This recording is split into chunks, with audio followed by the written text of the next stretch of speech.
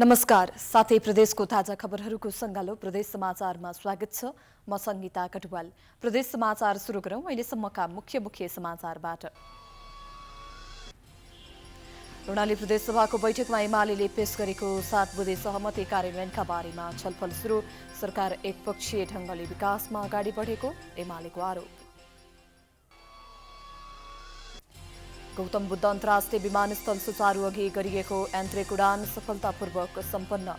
बुद्ध जयन्तीको अवसर पारेर व्यावसायिक उडान सञ्चालन गर्ने तयारी। वीरगञ्ज महानगरले 4.5 वर्षमा समेत उल्लेखनीय काम गर्न सकेन। मेयर उपमेयर लगायत दलका प्रतिनिधिहरूसँग सर्वसाधारण रुष्ट।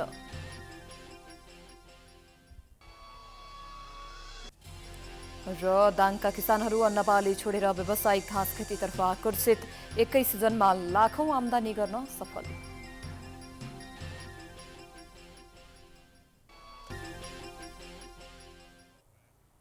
आजको प्रदेश समाचार सुरु गरौं। कर्णाली प्रदेश सभाको बैठकमा एमाले सरकारको कामका बारेमा प्रश्न उठाएको सम्बन्धी समाचारबाट। कर्णाली प्रदेश सभाको आजको बैठकमा एमाले 7 बुँदे सहमति कार्यान्वयन बारेमा भएको प्रगतिका बारेमा छलफल सुरु भएको छ। एमाले सरकार र प्रमुख प्रतिपक्षी दल बीच माघ 18 गते भएको सहमति अनुसार 7औं बुँदामा सरकारले गरेको प्रतिबद्धता सम्बन्धमा संसद सचिवालयलाई जानकारी दिने प्रतिबद्धता उल्लेख भएको थियो। सोही प्रतिबद्धता अनुसार सरकारले सचिवालयमा भएको प्रगतिका बारेमा कुनै पनि विवरण सचिवालयलाई उपलब्ध नगराएको बताउँदै एमाले लिखित प्रगति माग गरेको थियो। आजको बैठकमा नेकपा एमालेका नेता एम लाल कणेलले सरकार विकास निर्माणका कुरामा एकलौटी ढंग र एकपक्षीय रूपमा अगाडि बढेको आरोप लगाएका छन्। रुकुम पश्चिममा ऐन कानून विपरीत बजेट खर्च हुन थालेको बताएका छन्। नेता कणेलले ऐन कानून विपरीत बजेट खर्च गरी बेकृति फैलाइएको बताए। रुकुम पश्चिममा खर्च भइरहेको बजेट अस्वाभाविक रहेको भन्दै उनले कानूनी दायरामा ल्याउन आग्रह गरे। भयो कि हामीले त्यो माग उठाउनु पर्ने हो, सरकारसँग सम्झौता गराउनु पर्ने हो, सरकारसँग सहमति गर्न पर्ने हो। अनि सरकारले त्यो माग पूरा गरे बापत हामीले गुन्जास लिए जस्तो गरेर अगाडि बढ्नु पर्ने जुन परिस्थिति छ यसैबाट थाहा हुन्छ कि बजेट कसरी बन्छ, खर्च कसरी हुन्छ, सजिलै थाहा पाउन सकिन्छ त। नेता कणेलले कर्णाली बनाउने म्यान्डेट पाएको पूर्व सरकारको अयोग्यताका कारण 4 वर्ष खेर गएको उल्लेख गर्दै उनले आफूहरू सत्तामा हुँदा पनि सरकारलाई विकासमा ध्यान दिन पटक पटक आग्रह गरिएको बताए। अहिले कर्णाली बनाउन नभएर आफू बन्नका लागि मुख्यमन्त्रीले काम गरिरहेको नेता कणेलको आरोप थियो। उनले सत्तारूढ दलबीच विवाद भएकै समयमा आँट गरेर सुशासनप्रति सरकार जिम्मेवार हुनुपर्ने, सदनप्रति सरकार जवाफदेही हुनुपर्ने बताए।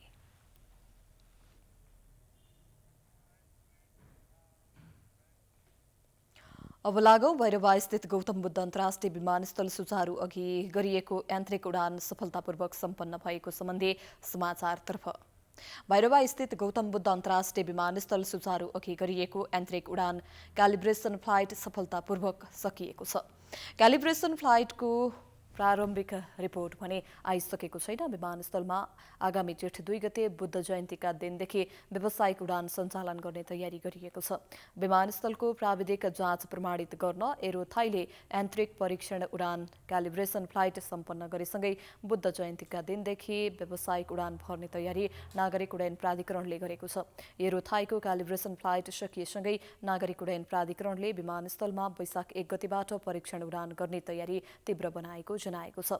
वैशाख 1 गते नेपाल वायु सेवा निगमको वाइड बडी जहाज मार्फत परीक्षण उडान गरिने पनि प्राधिकरणले जनाएको हो। विमानस्थलबाट हवाई उडान सञ्चालन गर्न प्राधिकरणले air space route design, flight procedure सबै तयारी गरिसकेको र जेठ 2 गते अगाडि सबै काम सकिने प्राधिकरणले जनाएको छ। हैन उहाँहरुले एरोथाईको जुन टिमले हैन प्राविधिक टिमले चाहिँ प्रेजेन्टेसन चाहिँ गर्नुभएको छ। त्यो प्रेजेन्टेसन अनुसार हामीले सशर्त हेर्दाखेरि कुनै पनि त्यो नेगेटिभ कुराहरू आएको छैन हैन, सबै सकारात्मक रूपमा छ। त्यसपछि प्रक्रिया भनेको हाम्रो गौतम बुद्ध विमानस्थलले गर्नुपर्ने कार्यहरू रहन्छन् हैन, विभिन्न किसिमका कोअर्डिनेसन गर्ने काम, विभिन्न निकायसँग हाम्रो छलफल गर्ने कामहरू अगाडि बढ्छ र त्यही अनुसार चाहिँ हाम्रो अब सञ्चालन गर्ने तयारीको लागि प्रक्रियाहरू हामी पूरा गर्दै जान्छौँ। गौतम बुद्ध अन्तर्राष्ट्रिय विमानस्थल सञ्चालनमा आएसँगै आकाशमय होल्ड बस्नुपर्ने समस्या समाधान हुने प्राधिकरणले बताएको छ।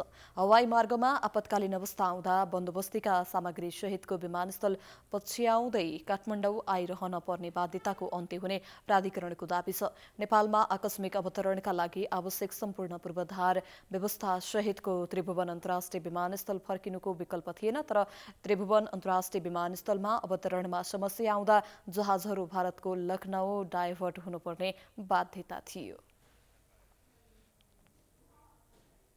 प्रदेश समाचारमा पालो भएको छ विश्रामको।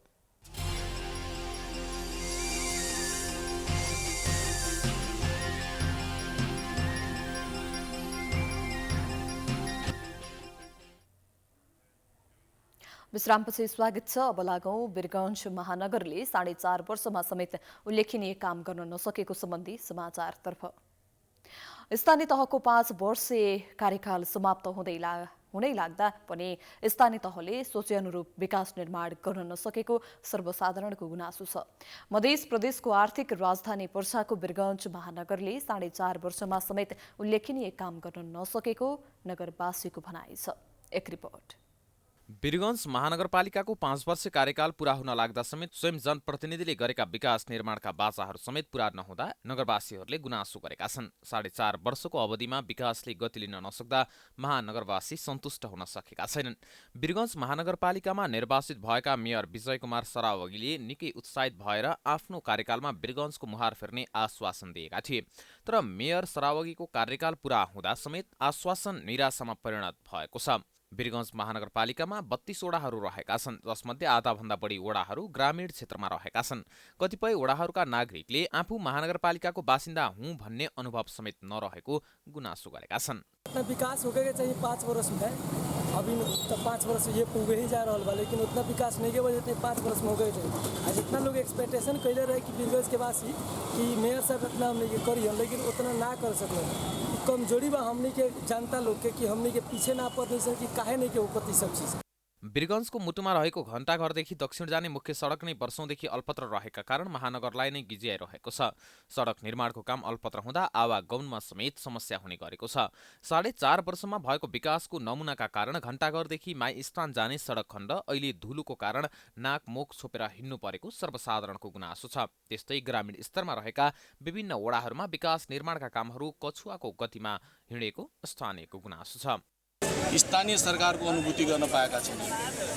त्यही चाहिँ नि वीरगञ्जको जो आज तपाईँ जुन अस्तव्यस्त वीरगञ्ज छ, सडकको हाल त्यस्तै छ, विकास निर्माणको काममा त्यस्तै कमिसनखोरी छ, तपाईँको पोलमा बत्ती छैन, जनतामाथि करको भार लादिएको छ। यही सब कुरोमा चाहिँ नि हाम्रो नगर प्रमुखज्यूको चेत खुलोस् भनेर कम्तीमा आफूले गरेको बाचा पूरा गरौँ, जनताप्रति उहाँ चाहिँ उत्तरदायित्व हुनु। वीरगञ्जका विभिन्न अस्पतालहरूबाट निस्कने फोहोर जन्य सामग्री प्रशोधन गर्नको लागि महानगरले ठूलो लगानी गरेको छ, तर निर्माणको काम समयमा सम्पन्न नहुँदा महानगर फोहोर नगरमा परिणत हुने देखिन्छ। यता वीरगञ्ज महानगरपालिकाका मेयर विजय सरावगीले आफूले विकास निर्माण, स्वस्थ वातावरण, गुणस्तरीय शिक्षा र उचित बजार व्यवस्थापनका लागि काम गर्दै आएको दावी गरेका छन्। मेयर सरावगीले आफूले गरेको विकासबाट वीरगञ्ज उज्यालोको सहरको रूपमा परिणत भएको दावी गरेका छन्। मेन रोड चौडा हुन सकेन। मेन रोड चौडा हुन सकेन भने विकासै भएन जस्तो देखिन्छ। जबकि मलाई लाग्छ गली गलीमा मतलब हरेक सडकमा हरेक ठाउँमा कोही न केही लगानी वीरगञ्ज महानगरपालिकाको भएको छ। र अहिले पनि जानुहुन्छ भने उज्यालो वीरगञ्जबाट अहिले कमसेकम यो जुन ग्रामीण वार्डका बस्तीका मान्छेहरू चाहिँ कमसेकम त्यो लाइटबाट देखेर त सके उज्यालो त देखिरहेका छन्। हुन त वीरगञ्जमा धेरै कामहरू भएको छ, त्यो कुनै छुपेको छैन। मतलब जति रिसोर्स हामीसँग थियो। वीरगञ्ज महानगरवासी भने मेयर सरावगीले गरेको विकास निर्माणको कामबाट खासै सन्तुष्ट छैनन्। मेयरमा विजय भएका सरावगीले आफ्नो कार्यकालमा विकास निर्माणका लागि गरेका बाचा समेत पूरा नहुँदा मेयरले गरेका घोषणामा नै सीमित भएका छन्। जनतालाई विकासको आश्वासन दिने जनप्रतिनिधिले विकास निर्माणको काममा चासो दिन जरुरी छ। वीरगञ्ज महानगरपालिकाको मुख्य सडक हो यो, जहाँ अहिले पनि कालोपत्र हुन सकेको छैन। यो ग्रेभल सडकबाट करिब 100 मिटर अगाडि वीरगञ्ज महानगरपालिकाका मेयर विजय सरावगीको घर रहेको छ। स्थानीय निर्वाचनको 4.5 वर्ष बितिसक्दा पनि वीरगञ्जको विकास निर्माणका काम कतिको अगाडि बढेको छ र यहाँ कतिको काम भएको छ भने यो सडकले प्रश्न पार्दछ। क्यामेरामा बलराम यादवको साथ जितेन्द्र शाह, वीरगञ्ज। अब लागौं बाँकेमा मान्छेलाई पटक पटक आक्रमण गर्ने बाघलाई नियन्त्रणमा लिएको सम्बन्धी समाचारतर्फ। बाँकेमा मान्छेलाई पटक पटक आक्रमण गर्ने बाघलाई नियन्त्रणमा लिएको छ। वन डिभिजन कार्यालय बाँकेका अनुसार राप्ती सोनारी गाउँपालिका 6 राप्ती पीडित सामुदायिक वनबाट बाघलाई नियन्त्रणमा लिएको हो। बर्दियाबाट आएको राष्ट्रिय प्रकृति संरक्षण कोषको प्राविधिक टोली सेना बाँके निकुञ्जको संयुक्त सहकार्यमा बाघलाई नियन्त्रणमा लिएको हो। डाँट गरी बेहोस बनाई बाघलाई नियन्त्रणमा लिएको वन डिभिजन कार्यालय बाँकेले जनाएको छ।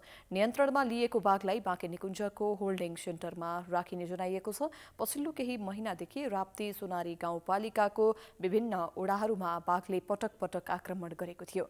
गत भदौ अन्तिम साता यता मात्रै बाँकेमा बाघको आक्रमणबाट 5 जनाको मृत्यु भएको छ।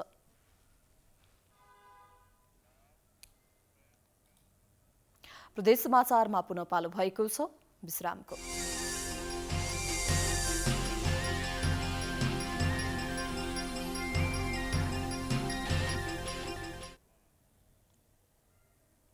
विश्रामपछि पुनः स्वागत छ। अन्तमा दाङका कृषकहरूले व्यावसायिक घाँस खेती गरी मनग्गे आमदानी गरेको सम्बन्धी समाचारतर्फ लागौं। दाङका कृषकहरूले घाँस खेती गरी मनग्गे आमदानी गर्दै आएका छन्। परम्परागत रूपमा अन्नबालीको खेती गर्दै आएका किसानले आमदानी कम भएको भन्दै घाँस खेतीमा आकर्षित भएका हुन्। एक रिपोर्ट। दाङको घोराही उपमहानगरपालिका 6 गुरुवा गाउँका किसानहरू बर्सिम घाँस खेतीमा आकर्षित भएका छन्। अन्नबालीको खेतीबाट कम आमदानी भएको र वर्षमा एक बाली मात्र उत्पादन हुने भन्दै किसानहरूले घाँस खेती गर्न थालेका हुन्। विगत केही वर्षदेखि स्थानीयले त्यस क्षेत्रमा घाँसलाई आर्थिक आय आर्जनको रूपमा लिई व्यावसायिक घाँस खेती गर्दै आएका छन्। वर्षभरि अन्नबाली लगाएर 20-25 हजार आमदानी गर्ने किसानहरूले घाँस खेतीबाट एक सिजनमा 1 लाख रुपैयाँभन्दा बढी आमदानी गर्न थालेका हुन्। बर्सिम घाँस गाईबस्तुको लागि फाइदाजनक मानिन्छ। गुरुवा गाउँमा मात्र 100 भन्दा बढी हेक्टरमा स्थानीयले लामो समयदेखि बर्सिम घाँस खेती गर्दै आएका छन्। धानको सिजन सकिने बेला गरिने यो घाँस खेतीबाट कम मेहनतमा राम्रो आमदानी हुने भएकोले घाँस खेतीमा आकर्षित भएको किसानको भनाइ छ। असोजमा यो धान ठक्क पाक्यो भने धानमा छर्छौँ। त्यसपछि यसले हामीलाई खुवाउन पनि लगभग 3-4 पटक खुवाउनलाई छुट्टै अलगै छर्या हुन्छ। हामीले खुवाउनलाई गाई भैँसीलाई यो बिउ बनाउने भने अलग गरे हुन्छ। हामीले यो बर्सिम घाँस छरेर मैले वार्षिक 50 देखि माथि लगभग 80-90 को हाराहारी बेच्छु मैले।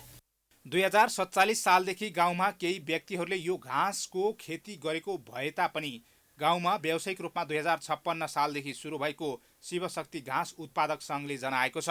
बर्सिम घाँस गाईबस्तुको लागि मात्र नभई बिउ उत्पादनको लागि पनि हुने गरेको सङ्घले जनाएको छ। सङ्घले उत्पादन गरेको बिउलाई पूर्व मेचीदेखि पश्चिम महाकालीसम्म प्रति किलो 200 रुपैयाँका दरले खरिद गरी बिक्री गर्ने गरेको जनाएको छ। 2055-56बाट व्यावसायिक रूपमा सुरु भएको हो। सुरुवात त हाम्रो 2047 सालबाट सुरु भएको हो। व्यावसायिक भन्ने हो भने 55-56बाट सुरु भएको हो। अहिले 100 हेक्टर भन्दा माथि क्षेत्रफलमा यो घाँसको बिउको लागि घाँस खेती भएको छ। घोराही उपमहानगरले किसानहरूलाई प्रोत्साहनका लागि विभिन्न शीर्षकमा अनुदान दिँदै आएको जनाएको छ। तर घाँस खेती गर्ने किसानहरूले घोराही उपमहानगरमा कुनै अनुदान लिन नआएको उपमहानगरले जनाएको छ। व्यावसायिक रूपमा बर्सिम घाँस खेती गर्ने किसानलाई प्रोत्साहन गर्न उपमहानगर तयार रहेको जनाएको छ। आधिकारिक रूपमा वडा कार्यालयमा हामीले चाहिँ व्यावसायिक रूपमा दर्ता गरेर हामीले चाहिँ व्यावसायिक हिसाबले चाहिँ घाँस खेती गरिरहेछौँ। त्यस कारणले हामीलाई अनुदान चाहियो भन्न आउनु भने हामीले सहजै उहाँहरूलाई प्राविधिक पनि सहयोग गर्न सक्छौँ र आर्थिक रूपले पनि उहाँलाई के गर्न सकिन्छ, बिउ किनेर दिन सक्ने कि मलहरू किनेर दिन सक्ने अथवा उहाँलाई अनुदानका रूपमा पैसा दिएर चाहिँ यो तरिकाले गर्नुहोस् भन्ने विषयमा हामीले त्यो चिज गर्छौँ। घाँस खेतीमा आकर्षित भएका किसानलाई थप उत्साहित बनाई किसानको जीवनस्तर माथि उठाउन स्थानीय तहले पनि चेतनामूलक तथा सिप विकास सम्बन्धी विभिन्न योजना ल्याउन जरुरी छ। दाङबाट सुमन केसीको रिपोर्ट।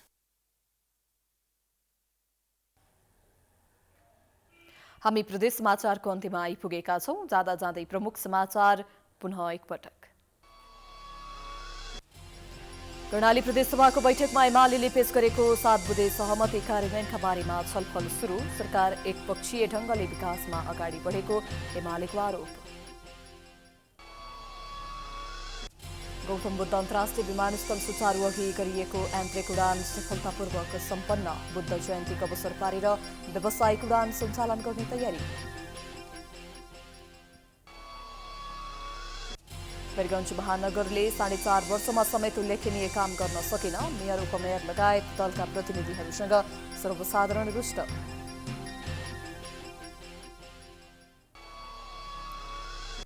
र दाङका किसानहरू अन्नबाली छोडेर व्यावसायिक घाँस खेतीतर्फ आकर्षित। 21 सिजनमा लाखौं आमदानी गर्न सफल।